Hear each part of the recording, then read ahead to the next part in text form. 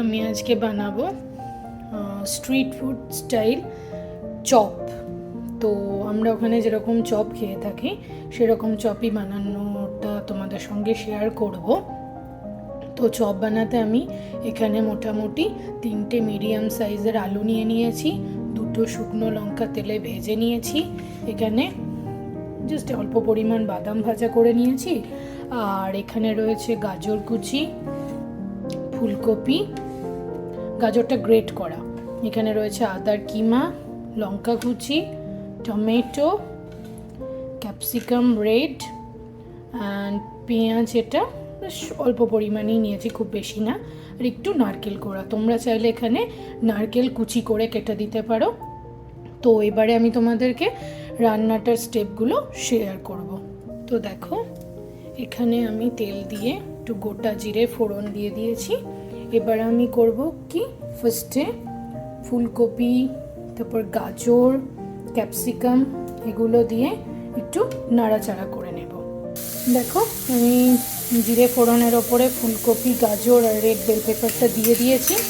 এবার এটা বেশ কিছুক্ষণ নাড়াচাড়া করার পর আমি দিয়ে দেবো আদা কুচি, লঙ্কা কুচি আর পেঁয়াজগুলো। দেখো, আমি আদা কুচি, লঙ্কা কুচি, পেঁয়াজ কুচি সব দিয়ে দিয়েছি। এবার আমি একটু নাড়াচাড়াও করে নিচ্ছি।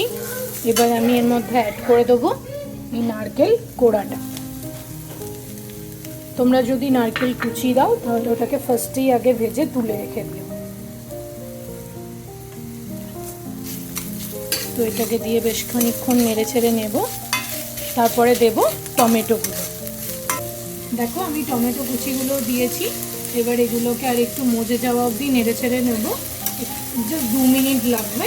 তো তারপরে আমি এই আলু স্ম্যাশ আলুটাকে এই শুকনো লঙ্কা মেখে নিয়ে পুরো দিয়ে দেবো। দেখো, আলুগুলোকে দিয়ে দিয়েছি আর ওই বাদাম ভাজাগুলোকে ভেঙে দিয়েছি। তোমরা ওটাকে ভেঙে দিও, তাহলে ভালো লাগবে। তো ব্যাস, আর কিছুই কাজ নেই। এবার এটাকে একটু নেড়ে ছেড়ে নেবো।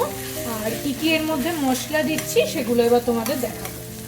আমি গুঁড়ো মশলার মধ্যে 1/4 টিস্পুন মতো চাট মশলা দিয়েছি, আর 1/4 টিস্পুন মতো আমচুর পাউডার দিয়েছি। এই মশলাটা তোমরা তোমাদের আন্দাজ মতো দিও, যে যেরকমভাবে মশলাওয়ালা করতে চাও সেই ওয়াইজ দিও। তো এবার এটাকে একটু জাস্ট নেড়ে চেড়ে নিয়ে হাতে একবার সুন্দর করে এটাকে মেখে নেব।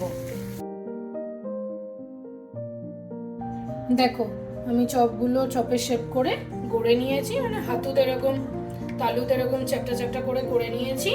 আর এদিকে আমি বেসনের ব্যাটারটাও করে নিয়েছি। এর মধ্যে রয়েছে বেসন, খাবার জাস্ট সোডা 1 পিঞ্চ মতো, পরিমাণ মতো লবণ, আর পোস্তদানা আর কালো জিরে। ব্যাস, এবার এটাকে সুন্দর করে ভালো করে ফেটিয়ে নিতে হবে।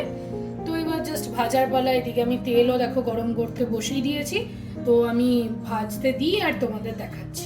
দেখো, আমি অলরেডি একটা দিয়ে দিয়েছি, আর একটাও দিয়ে দিলাম।